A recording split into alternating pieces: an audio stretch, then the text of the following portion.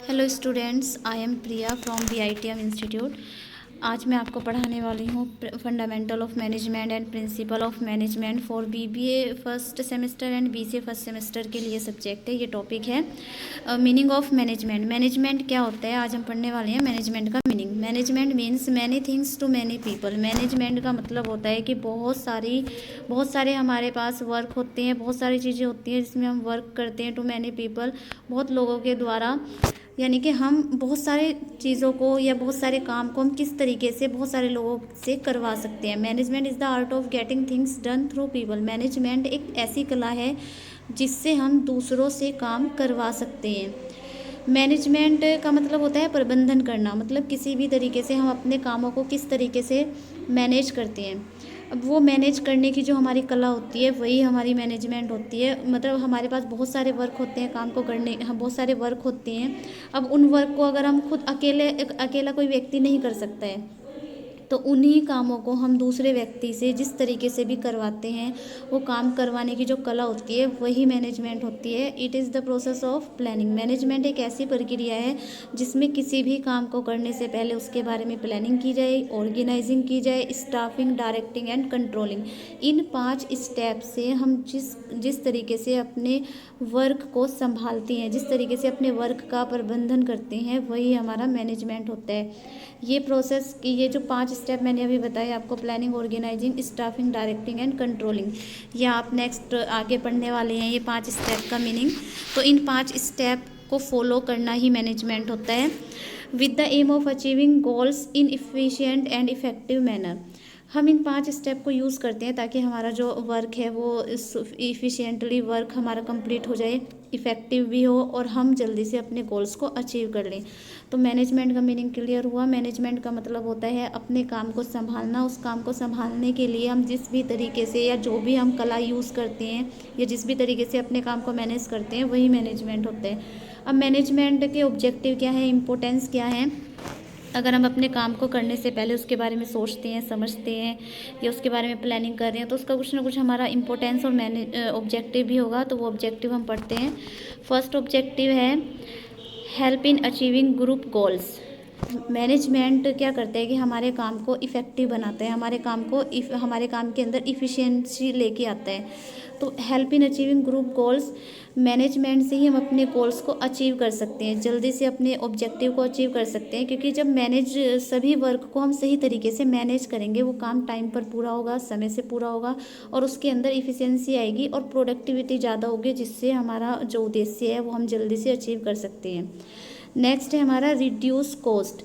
दूसरा ऑब्जेक्टिव क्या है, देखो हम कोई भी काम अगर सीक्वेंस या स्टेप बाय स्टेप करते हैं तो उससे हमारा काम में टाइम भी वेस्ट नहीं होता और कॉस्ट भी हमारी वेस्ट नहीं होती, मतलब लागत भी हमारी वेस्ट नहीं होती है उस काम को करने के लिए। तो इससे मैनेजमेंट से हमारी रिड्यूस होती है कॉस्ट। ये हमारा फ़ायदा भी है और हमारा उद्देश्य भी यही है कि हम अब मैनेजमेंट के थ्रू अपनी कॉस्ट को कम करें। Improve the goodwill. गुडविल का मतलब होता है छवि, इमेज। सभी कंपनीज चाहती हैं कि उनकी सोसाइटी में एक अच्छी इमेज बने, उनकी जो छवि है वो कस्टमर के माइंड में अच्छी जाए।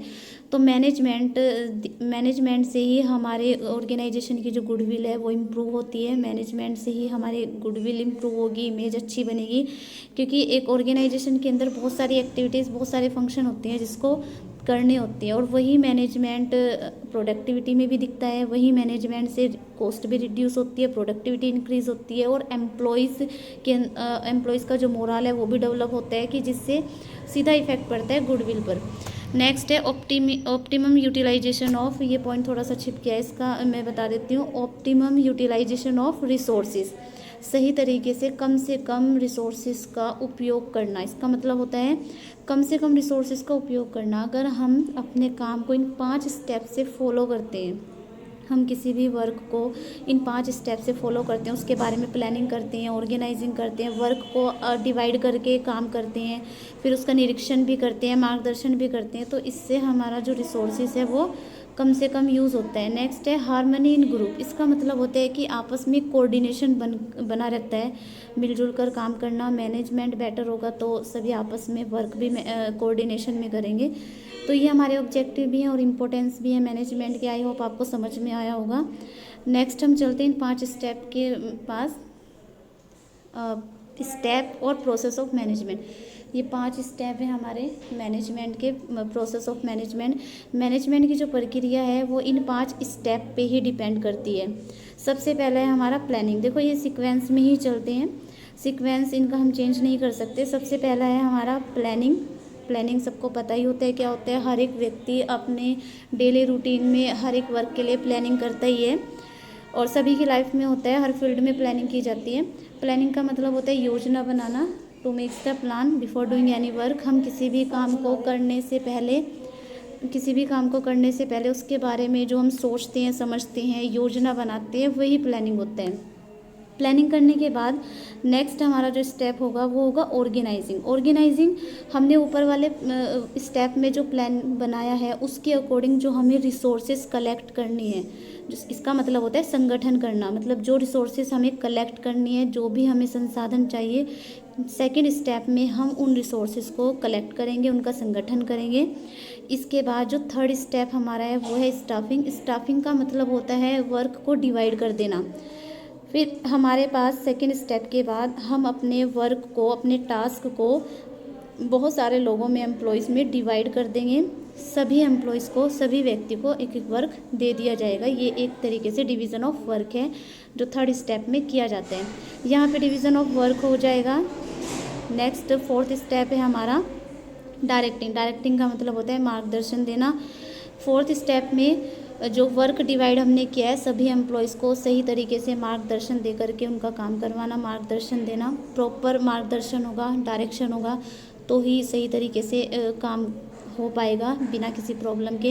एंड लास्ट स्टेप है हमारा कंट्रोलिंग का मतलब होता है नियंत्रण करना। देखो स्टार्टिंग में जो हमने प्लानिंग की थी, जो हमने प्लान्स बनाया था स्टार्टिंग में, ये प्लान्स के अकॉर्डिंग हम क्या करते हैं, आगे जो भी स्टेप हम करते हैं उन्हीं के अकॉर्डिंग, उसी प्लान के अकॉर्डिंग हम आगे सभी स्टेप फॉलो करते हैं। तो लास्ट में जो कंट्रोलिंग है वो ये मेज़र करता है या वो निरीक्षण करता है कि हमने जो प्लान बनाया था क्या उसी के अकॉर्डिंग सारा काम किया जा रहा है। अगर कहीं पे कोई प्रॉब्लम आ रही हो तो उस प्रॉब्लम को सॉल्व करना।